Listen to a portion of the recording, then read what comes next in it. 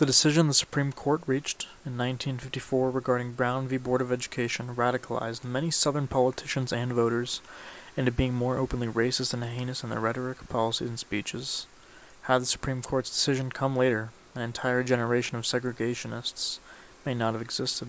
There are three men who exemplify this new attitude created by Brown v. Board: Strom Thurmond, Robert Byrd, and George Wallace.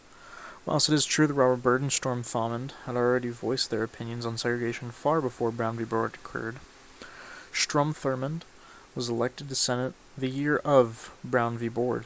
The platform he ran on was keeping segregation within the state of South Carolina. Robert Byrd, former leader of a Ku Klux Klan chapter in West Virginia, ran for Senate in 1959, just 5 years after the decision had been made. Both of these men were in the Senate until the early 2000s. These elections show how forcing the issue of segregation only led to voters becoming radical in their views. The following section of this video is meant to display the language that these men used to sway the public. For the sake of reality, the following quotes will not be censored. Any time that one of these men says something they actually said in reality, red bars will appear on the screen. Ladies and gentlemen, we have South Carolina Governor Strom Thurmond here with us today to discuss his views on the 10th anniversary of historic Brown v. Board of Education decision. Welcome to the air, Mr. Governor Thurmond. Thank you for having me.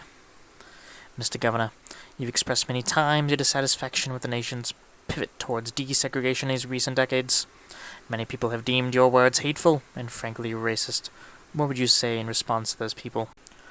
I am not prejudiced against the Negro. When I was governor, I did more to help the Negroes in our state than any previous governor, and I think you can find Negro leaders in the state who will attest to this fact. Mr. Governor, you say this despite the fact that you have spearheaded bills that try to keep segregation in America, even after it had been outlawed by President Johnson. All the bayonets of the army cannot force the Negro into our homes, into our schools, our churches, and our places of recreation and amusement. I find this line of questioning repulsive. You are attempting to make me seem like the enemy, when in reality, I have done more for black people than any other person in the nation, North or South.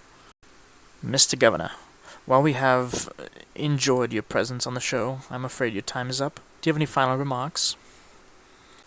I want to tell you, ladies and gentlemen, that there's not enough troops in the army to force the Southern people to break down segregation and admit the Negro race into our theaters, our swimming pools, into our homes, and into our churches.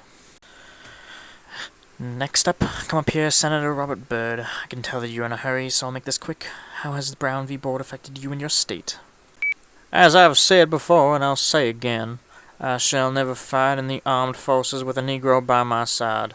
Rather, I should die 1,000 times and see Old Glory trampled in the dirt, never to rise again, than to see this beloved land of ours become degraded by race mongrels, a throwback to the blackest specimen from the wilds. And the lightning round for Three-time Alabama Governor George Wallace. Yes, it is an honor to be here, and in regards to segregation, I draw the line in the dust and toss the gauntlet before the feet of tyranny. And I say segregation now, segregation tomorrow, segregation forever. Yes, that's right. Every time those red bars were on screen, an actual quote was being said. And keep in mind, these men won multiple elections running on the platform of keeping segregation and opposing civil rights legislation.